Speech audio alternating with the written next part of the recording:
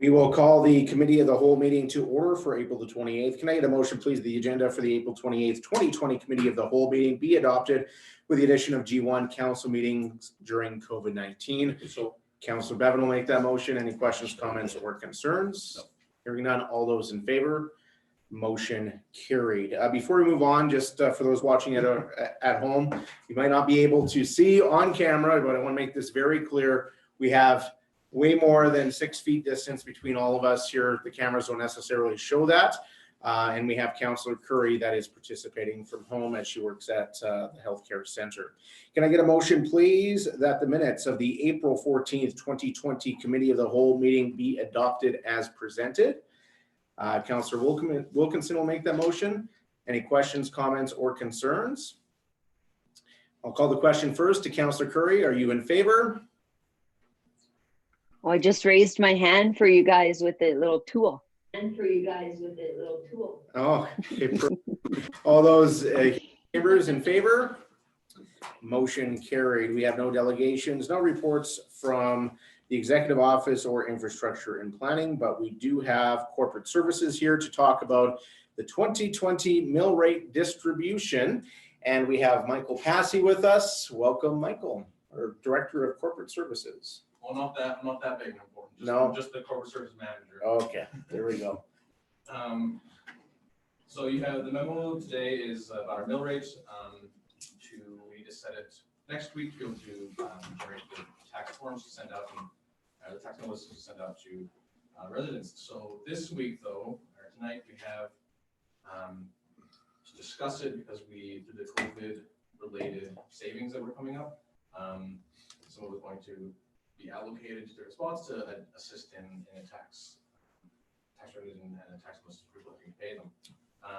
So just as a reminder, in the memo I have that the mill rate can be a tricky thing to understand, but it's the revenue required that we need to generate divided by the total assessment multiplied by 1,000, and that gets our mill rate. So if the assessment drops, and all things in the revenue would stay the same, you would see a higher mill rate.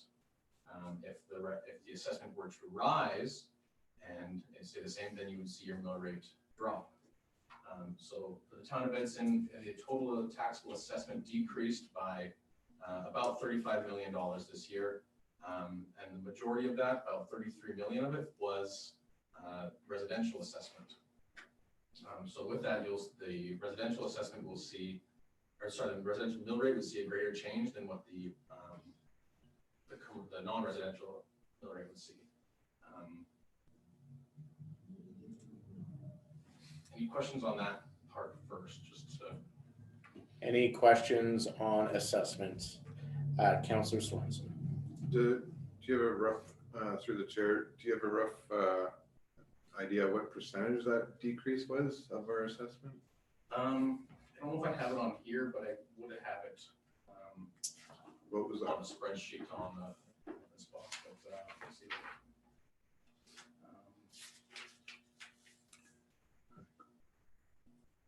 No, off the top of my head. I'd have to look that up later. Councillor Schnarr. Because I don't have access to the big calculator. So when you do the mill rate, I fully understand it's going to go on the assessed value, but when you're all said and done, you're going to tell us what that works out into tax percentage?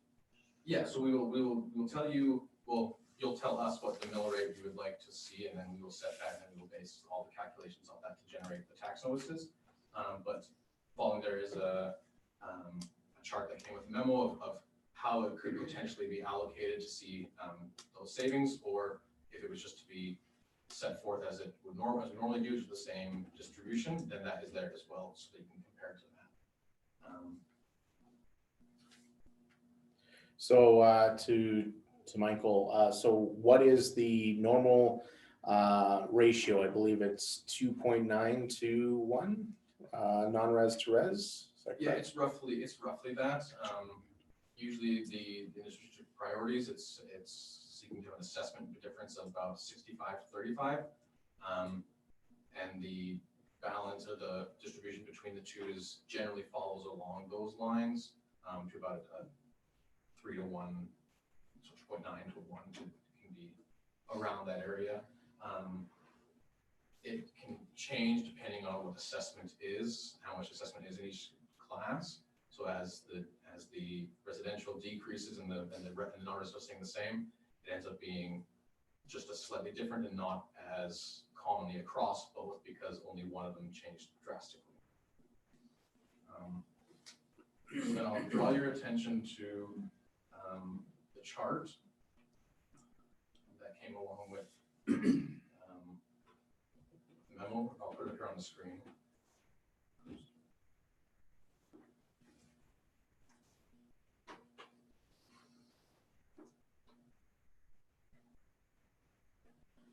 All right, so this chart shows so it's residential and non-residential. In the top part of it, it has 2019, what was the mill rates for residential and non-residential, and what that means per $100,000 of assessment.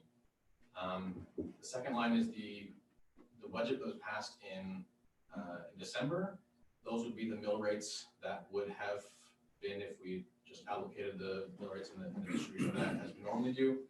And the third line in 2020 is if we take the amount that was reduced from the budget through the spring budget and allocated it the same way that we always have allocated it.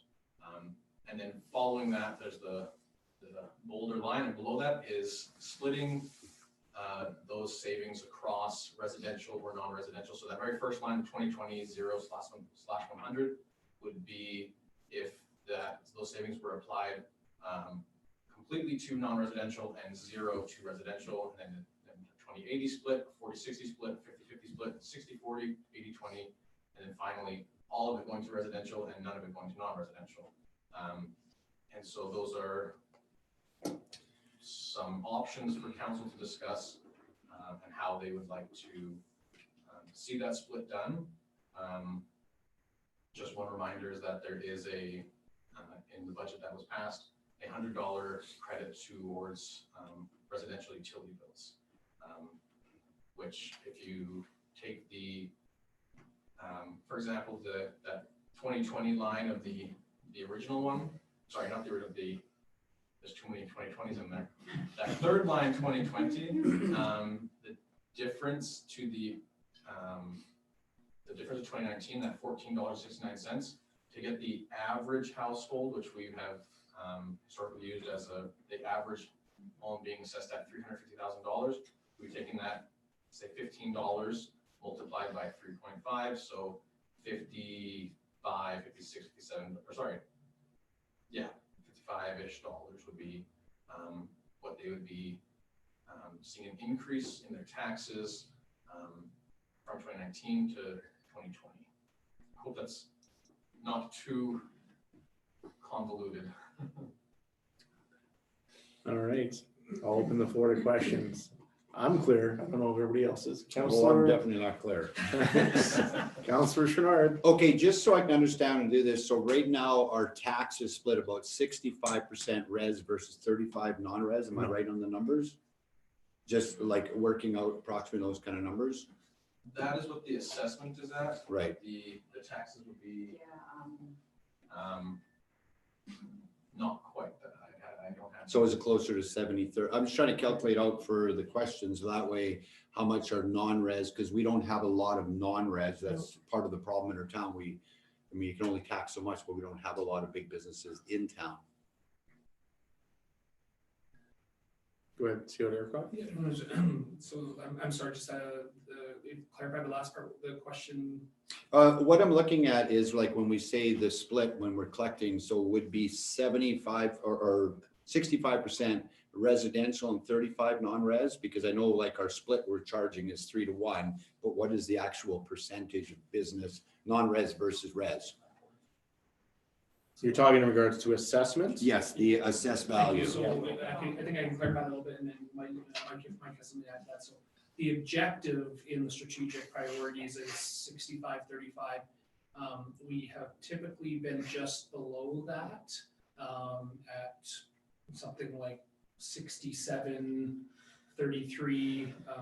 So somewhere in that neighborhood. Around there. So somewhere between 65-35 and 70-30 is where our current split is in assessment Correct, yeah. between non-res and residential. Okay, then with that said, I'm gonna follow up, where you said the assessment for residential was down a percentage this year? It is down, yes. 33 million. About 30, million. okay, so so the property assessment is dropped by 33. Now, I don't know if we do this tomorrow or not, but when people do their appeal, and I'll use hotel motels for an example, when they were not busy, then we would give them, like, they would have somewhat of a tax raise, because then if you're saying an operating hotel motel would be assessed at, I'm just picking numbers, $10 million a year because they're running full business. So then if they say, okay, I'm empty for 6 months, they may argue to point my place is only worth $5 million. If they wanted to argue it, they'd have to go through the appeal process, and they would have their hearings and go through that, and then we would adjust it accordingly. Right, so the reason I'm bringing that up, because that will affect the amount of money that we're collecting in taxes, like after the appeal. So I'm just wondering if that's gonna play a very That's- factor this year. Those fluctuations are very minimal on a property basis. We're looking at a global picture here Okay, yeah, from non-res and res. So we need to keep that high level thinking. We can't think about specific. So if I mean, just to clarify this, so the question that's really being asked is, council approved in the budget a 5% tax reduction in, from the 2020 budget that was passed. How do you want us to distribute that 5% Okay. is really the question that's being asked tonight. Councillor Sorensen. I'll put my neck out. I believe we should be applying the majority of this to non-residential mill rate, the majority of the reduction to the non-residential mill rate. So I would be in support of the 0, 100 or the 2080. My philosophy on that, I believe the biggest risk right now to our town is job security and business continuance. So anything we can do to help businesses continue through this COVID crisis is going to create job security, and that will help people at all levels of our community. I'll go ahead, Councillor Barton. Thank you. Through the chair to council administration. I have a similar thought, I suppose, as Councillor Sorensen. But I was wondering if, so we do have a lot of large corporations that aren't suffering right now, and although it is nice to get a break in taxes, they're the ones that I think that can afford the, continuing as things are. But there's a lot of other businesses that obviously are struggling and shut down completely. And I know our council has talked about our desire to stimulate our economy downtown and help those businesses out and other methods not tax related. Is there any way to target like a geographical approach to certain areas of town that they would get a slightly better discount on their taxes or different mill rate? I don't know how you figured that out internally or what you call that, but using previously use things like whether you call our downtown core and give those businesses a tax break, as a lot of them are shut right down or have limited services available because they're not allowed to operate. Is there any way to do a targeted approach to give them a little bit of a better deal? Go ahead. Mike, you want to take a shot at that, or? I believe the short answer is no. At this time, there are possibilities in the future of dividing the subclasses of non-residential assessments and creating subclasses of that. But that's not something the town has done at this point. It's something we were starting to look at and wanting to explore. But at this time, it's not something we could do. It'd be a hand picking and choosing which businesses, which not. And the other thing to point out is we've just been allowed to do that through legislation this spring. So this is fairly new to the system. Anyway, I'll just add a little bit to that. Yes, unfortunately at this point that mechanism does not exist for us in a timely manner to create subclasses of assessment. It was already something the administration was starting to kind of dip into. It's brand new to the province, that ability, and so all municipalities are kind of talking to each other and looking around to see what the benefits are. And so we will certainly be happy to review this and continue to bring this forward to council at a future date. Unfortunately, I don't think that's a mechanism that will apply at this moment. I do think that one of council's intentions, or at least my perception of council's intention, was some of the funding that was placed into a reserve to deal with response was to address that kind of more targeted approach to how we deal with that. In this case, I think we're talking about a general program. All right, Councillor Chenard. I'm trying to figure out which option, but I'm more leaning towards that 50-50. I'm hearing what's in the room. We need to support residential, non-residential, but we got to remember these business people do employ people in our town.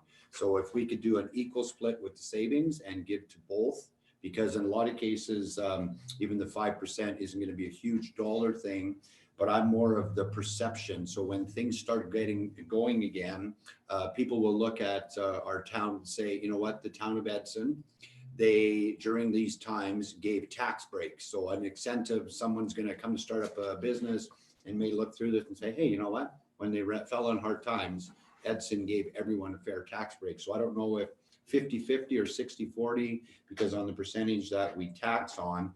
So I think with our 5% in that, I think that totaled to what, about 700,000 out of the 1.8. Refresh my memory, how much of that 1.8 were we spending to do a 5% and the $100 water credit? I believe we came down to about using, there's being $250,000 of what was saved will be going to work directly towards alleviating taxes this year. So out of the 1.8 with 5% is only 250,000. That's what I'm looking at. How much money of the 1.8 are we giving back in savings of this for this year out of the $1.8 million savings? The 1.8 was coming from the original 2019 budget. Correct. Freezing the 2019 tax revenue. Right. When we moved it to the 2020 revenue, it reduced that by well, 500,000 down to 1.3. Then other things that came into the budget and out of the budget, I can't remember what the end total number was, but the amount that would be for, I think about 400,000 that we got around to by when we did some of the calculations for passing the budget, but only 250,000 would be used directly towards to reduce tax revenue down to the 5% of what we were going to collect in 2020 to what it currently is passed in the budget. And there's an additional 250,000-ish for utility credits as well. Yes. So if you were to take the 250, we're already doing 250 for residential, and then for the taxes, if it's 250, is that what you're saying? About, yeah, right around, yeah. So, So where I'm totally confused, we were at 1.8 and then we switched from 19 to 20. So out of the 1.8, we're only giving back 500,000, 250 in tax and 250 on water. Is that correct? So where's the other 1.3? That's where I'm lost on. Yeah, the rest of it was Reserve. we covered the reserve Okay, but to do the targeted approach. okay, so out of that 1.8, we saved 1.3. It's just in the bank. We didn't give it back to the people this year then.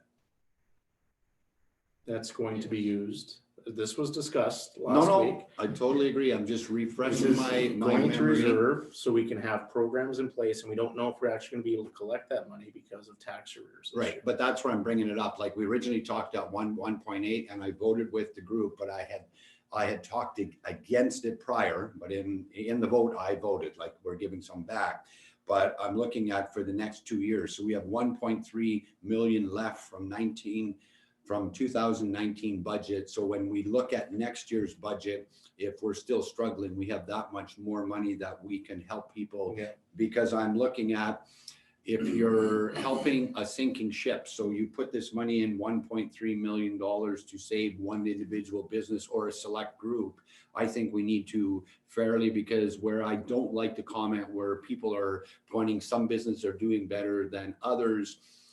I can tell you for a fact, because I talk to these businesses every day, everybody is hurting. Some may be doing a little bit more revenue today, but when the reality comes this fall, they won't be doing those dollars. I'm thinking of Edson as a whole. Edson as a whole, everybody's hurting some, and some are hurting more than others. So it's too late, but we can look at for 2021 to give back that 1.3 equally to everyone, because if you're residential or business, as the impact hits, it's gonna hurt us all.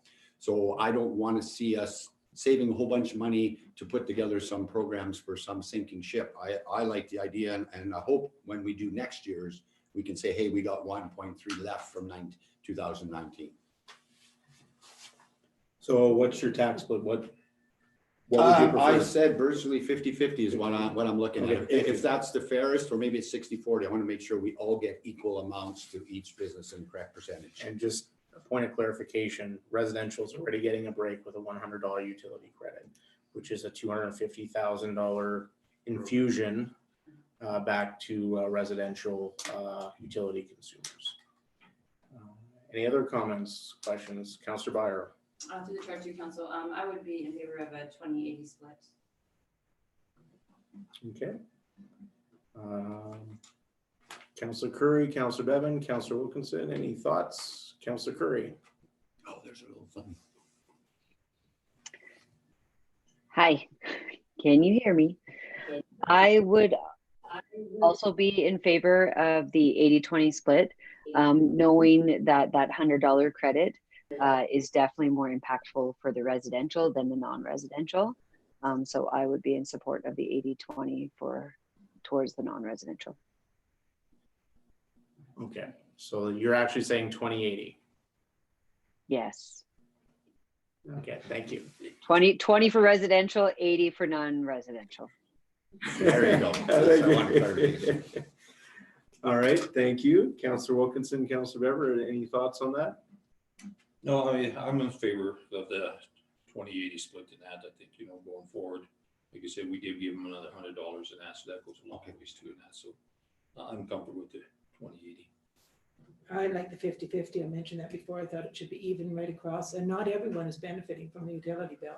As a condo owner and many other condos in town, they're not benefiting from that at all. So my thought is I'm good with a 20-80 split.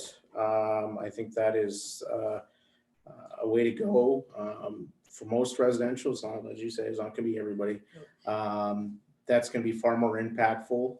The utility credit is than any tax decrease based on assessments. So, and really, it's our business community that's hurting right now, and this will help those businesses hopefully employ some people. And businesses have a lot of help right now with some of the provincial and federal grant programs.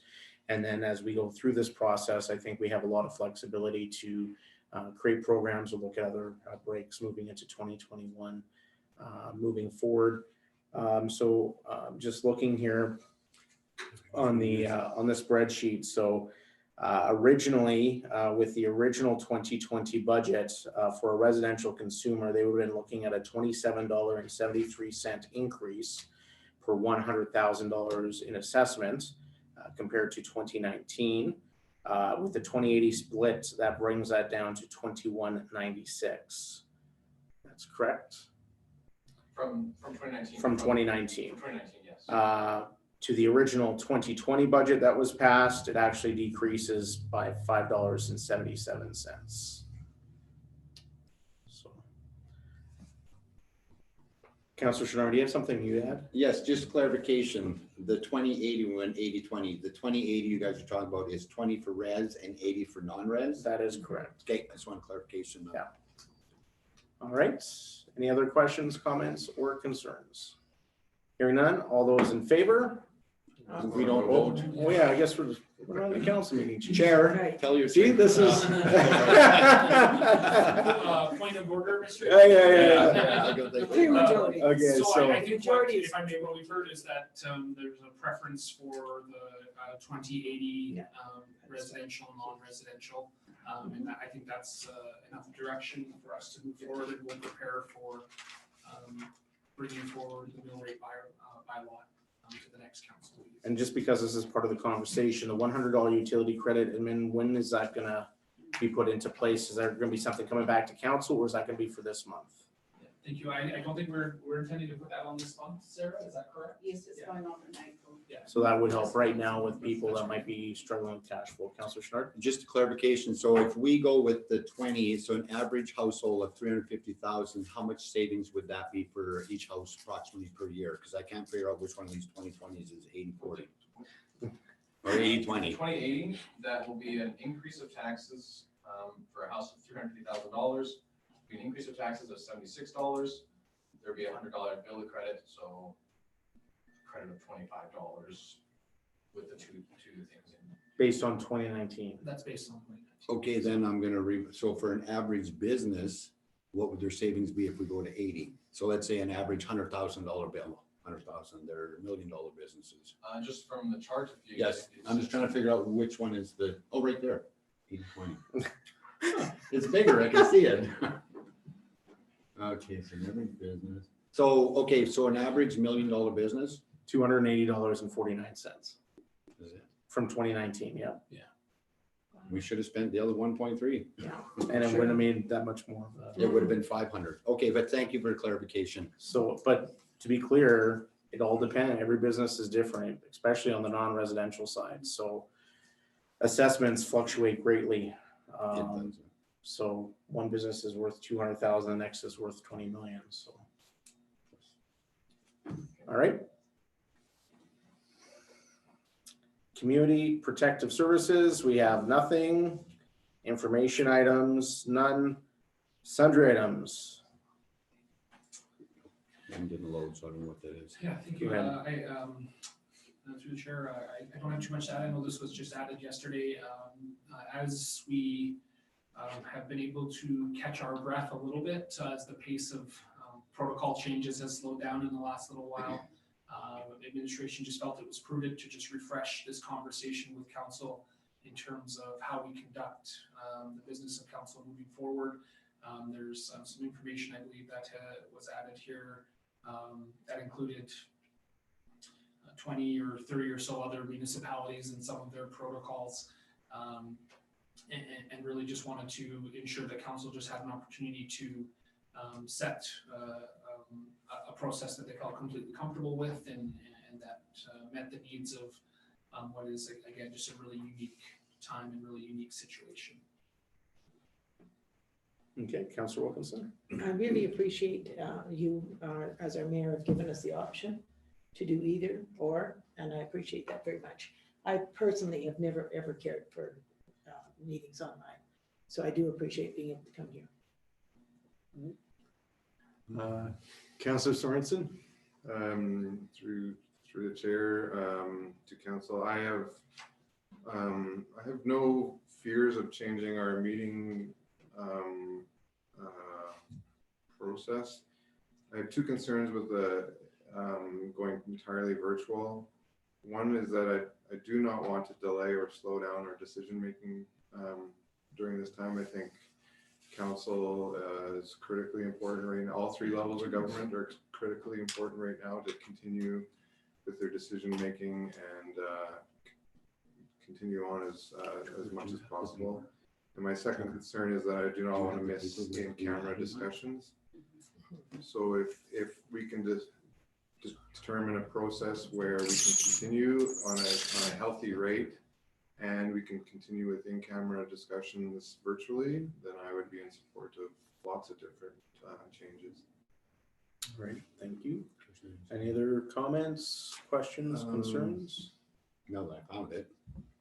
Okay, so good to go. Okay, so I'm in favor of leave the option we have now. So if you wish to not be in the council chambers, you can go on virtual, and if you want to be in the chambers, then we have the option because we are spread out. I think that's one of the options, or just restricted. Councilor Curry.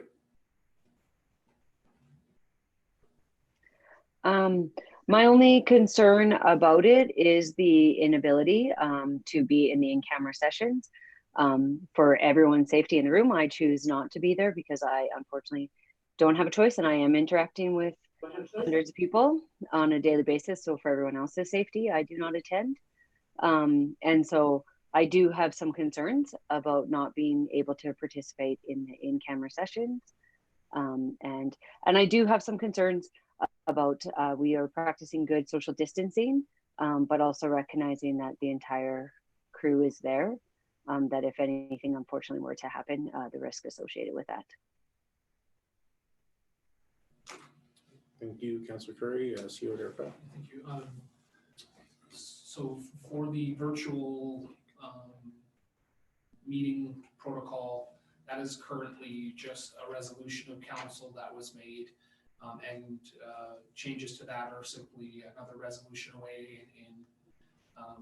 In specific, I'm referring to if council was to prefer to allow virtual participation in closed sessions, that is certainly a prerogative that council could enact quite simply.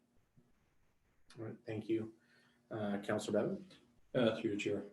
You know, and I agree that I think, you know, it's important that, you know, if we are phoning in that we do get to participate in that because it's all of council here and that. I think we all have to have a say on that, and we should all have a say in that.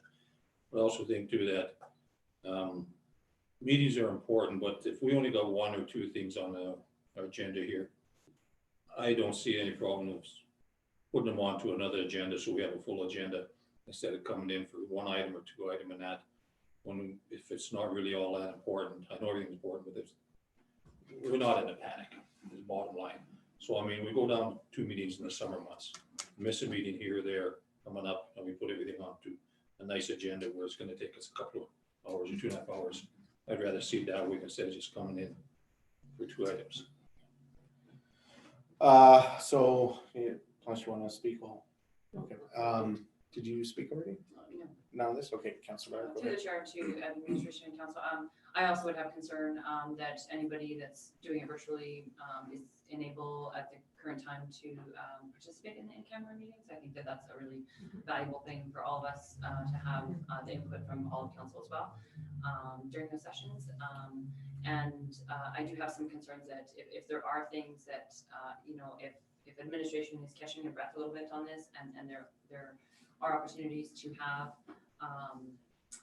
other items brought forward, then I would want to see us proceeding with, you know, the work that administration is doing. So I don't want it to be held back if they're prepared to bring it forward. So.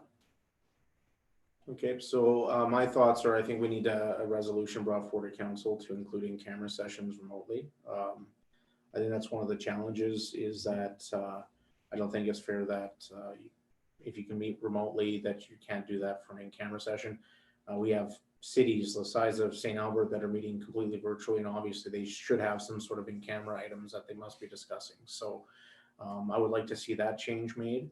I didn't say it at the time when the original policy was brought forward. I don't think we need a majority in council chambers. If something happens, we are all remotely, I think that's fine too. I do think the chairperson needs to be in this room just because there needs to be a central location for that. I think it'll be a little hard maybe sometimes to do that online, especially if there's technical difficulties. I would suggest which we've seen, and I would suggest too that any administration, preferably if they don't have a presentation, that they dial in remotely, just for the distancing. Obviously we have key personnel that needs to be here. And I think that I like meeting as a group much more than I like meeting online. I do think some of the restrictions are going to start to be brought back in the next few weeks. We're going to see the restrictions not as extreme as we've seen. I think we've handled it appropriately, but at the same time, if stuff can be held for a week, I don't think we need to meet for 1 or 2 items. I agree with Councillor Bevan. But obviously if there's something critical, then we should meet, or we can adjust our schedule to have a special council meeting instead of a committee meeting, or maybe doing a committee meeting beforehand and then having a special council meeting afterwards. I think those flexibilities are there for us and we can make those determinations as they see fit. I guess the question also as a part of this memo is, do we want to proceed with strategic planning next week? Or do we want to hold off until we have a better idea of what's going on with COVID-19 and seeing where things are at? Right now we're scheduled to have a 2-day session next week. I think it's all pretty much related to COVID-19, but there's nothing really urgent on that agenda. So I guess I would want to hear administration's point of view on that before we make a determination. Thank you. Yeah, so with strategic planning, two things is one is, can or should we maybe postpone it to see if we can have a little more time and space for preparation, research is a part of it. We are currently working to be prepared to share a COVID-19 response focused approach. And so that will be the vast majority of the conversations that take place. I think that's appropriate, that we explore some of these challenges and seek the opportunities that lie in them to build our community through this challenging time. And so the second question is if we do choose to proceed, is then what method do we want to proceed? Is a virtual platform acceptable, or do we prefer to meet physically, or offering kind of a blended approach that is obviously the other option? I certainly foresee the need for some kind of additional session down the road regardless, to discuss some of the regular business of the municipality, and to engage in our other strategic processes that are still obviously important, and we want to make sure that we're engaging those. But there will be very little of that next week as we are currently moving towards it. Okay. Councilor Bevan, I think you had it first. Yeah, I'd like to see us, through your chair, I'd like to see us postpone for a while. We do get our weekly reports from our administration and everything else like that, and I think if anything comes up, you can give it to us as heads up on what's going on. And if we have to call a meeting, we can call a meeting. But I think, we don't know what it's going to be like going forward here right now. And I think I would rather wait. I'm not comfortable coming in and sitting in a room for 6, 7, 8 hours and stuff like that for 2 days, 3 days, whatever it be. I would prefer to wait and see what's going to happen in that. And if there's something comes up with our weekly updates we get from Mike here in this group and that, I think, he can keep us updated that way. Right, Councilor Wilkinson. I'm of the mind that I would like to have it canceled now. I just don't think that there would be enough material, and that's certainly up to you, you know that.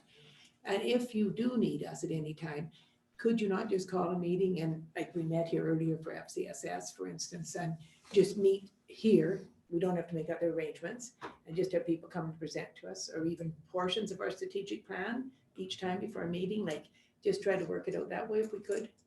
Your choice. You know what you need. We have to do. options. We have, through the Emergency Management Committee, we have options to do that, so. Yeah. Yeah, thank you. If I can just add to that through the chair. So certainly administration will be happy to engage in the conversations. My main concern right now is that we have a lot of questions without a lot of answers. We have a lot of topics to discuss, and I think there's a lot of very relevant and important ones, but administration won't be able to give a lot of concrete feedback on some of the pieces, just because we haven't had enough time and space to dig into it ourselves.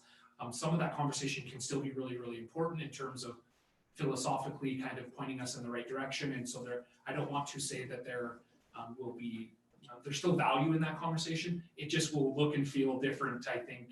And so ultimately what I'm saying is as long as council approaches that with, I think, the appropriate understanding of where we're at in that process, and a healthy expectation for what the conversations are going to be like, administration is prepared to engage in that.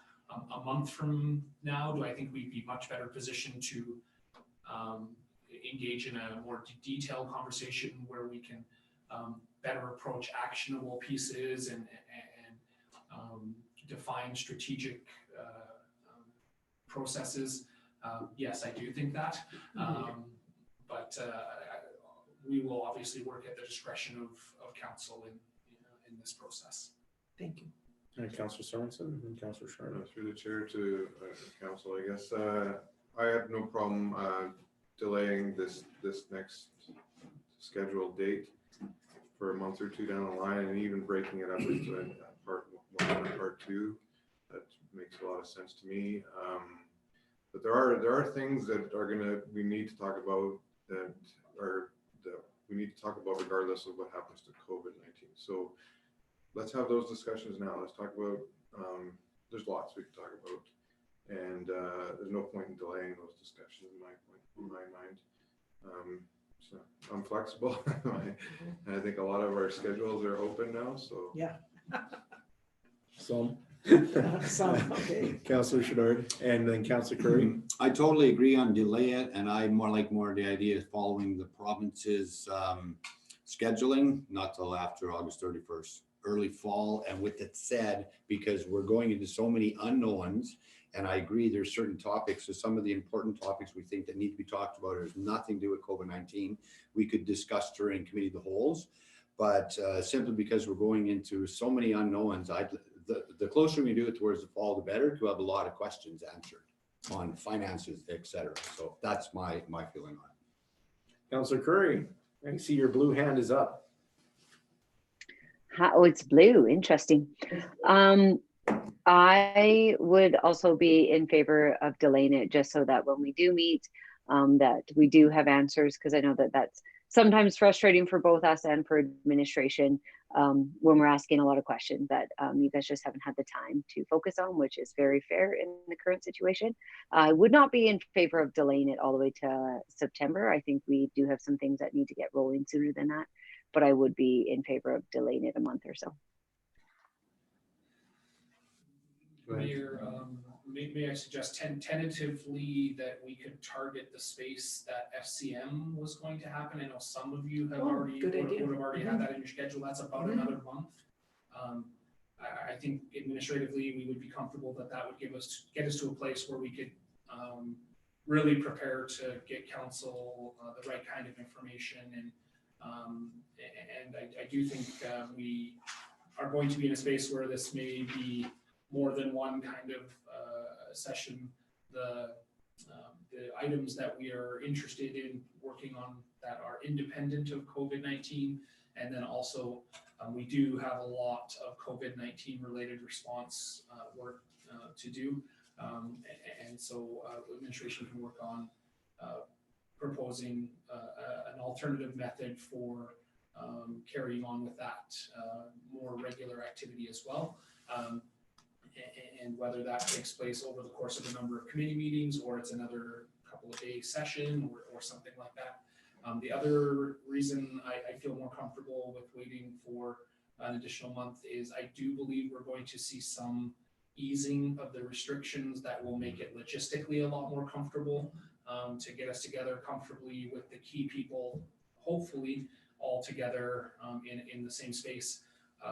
While we can do it virtually, I think everyone would agree it's optimal for us to all be together where possible. A month from now, that could be a lot easier to do. And so certainly just offer the suggestion of targeting that timeframe of SCM there as a potential alternative date. I think that's a good idea, and I would suggest that maybe we just look at one day, depending on what you have for agenda items, and then do like what suggests maybe a day in September or something like that to firm up some things or bring any new information to light. Councillor Byron? Yeah, through the chair to council, I'm also fine with delaying it if administration has the information that you need at the moment to move on until the late May, early June, or whatever the dates were. Thank you. If I may, just one other item that will really help administration is I'm relatively certain again that by that time we'll at least have an idea of what the province has as targets for coming out of the restrictions, and that will obviously play a large part into some of the responses and some of the planning pieces that we're working on. And if we have that information, it just may help us have better conversations, I guess.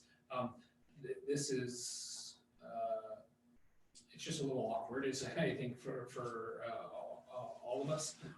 Administratively, the other thing, as I mentioned, we're catching our breath a little bit. I now feel so much more comfortable that we can actually focus as a senior administrative team on preparing for that. There was a 2 or 3 week period there where we were almost completely consumed by just the daily response to the changing protocols, both internal and external pressures, and that has eased for the most part.